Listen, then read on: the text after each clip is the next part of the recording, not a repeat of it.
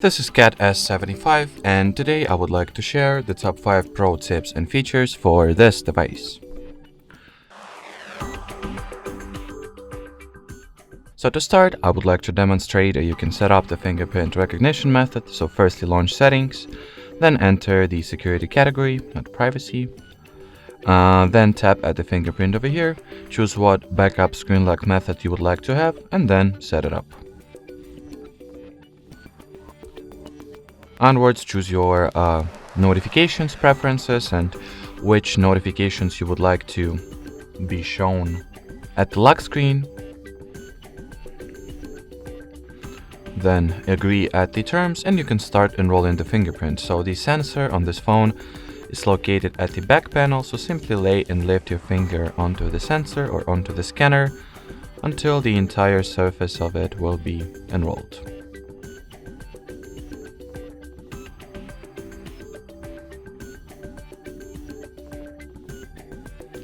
Now, once the fingerprint was successfully added, you can start using it to unlock the display of your device.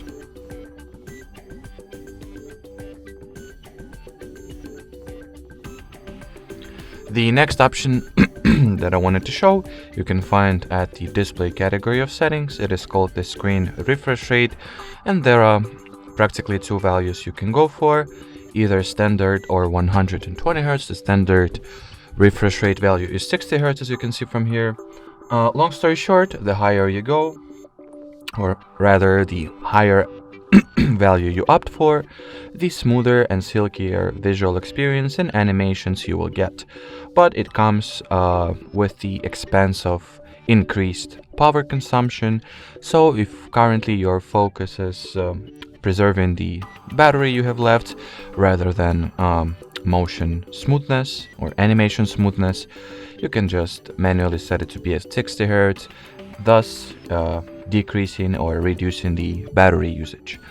Or actually, if you do not want to manually switch between those two values when your battery depletes or practically when your power level changes, you can just set it to be adaptive and allow system to automatically change its value in accordance with whatever current usage scenario or situation you are at.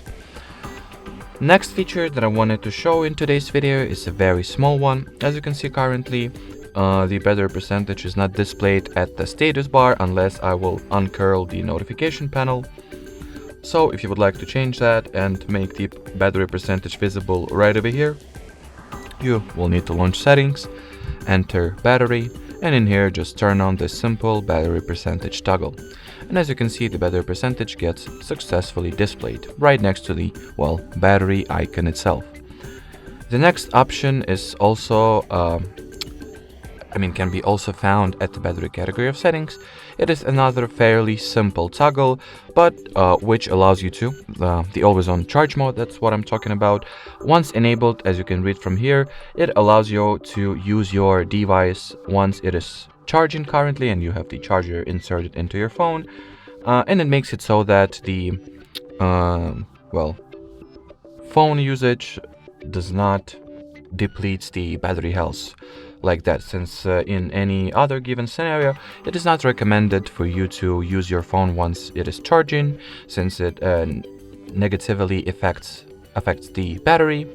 But with this feature enabled, you can rest assured that the algorithms and the system in general will take some measures so your battery health will not be battery quality and condition will not be decreased or worn off too fast. I mean, it will happen eventually, but by enabling this toggle, you practically are delaying the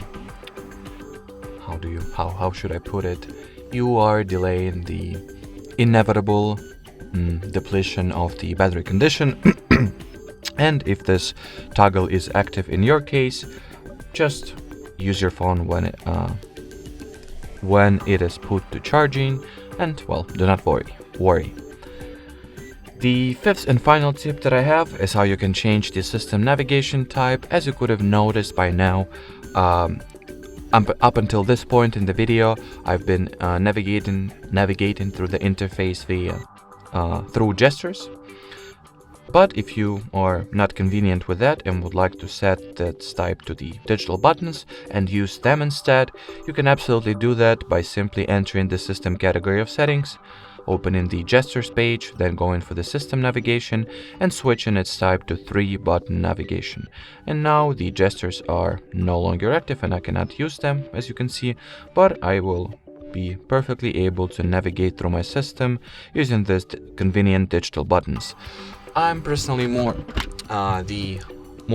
inclined to use the gestures navigation, but if you are all about this old school buttons, you can absolutely go for it. Alrighty, so that will be it for this video. If you found this little guide or tutorial or just film helpful, do not forget to leave a like, subscribe to our YouTube channel, and if you have any questions, of course, just leave them in the comments section below. Bye bye!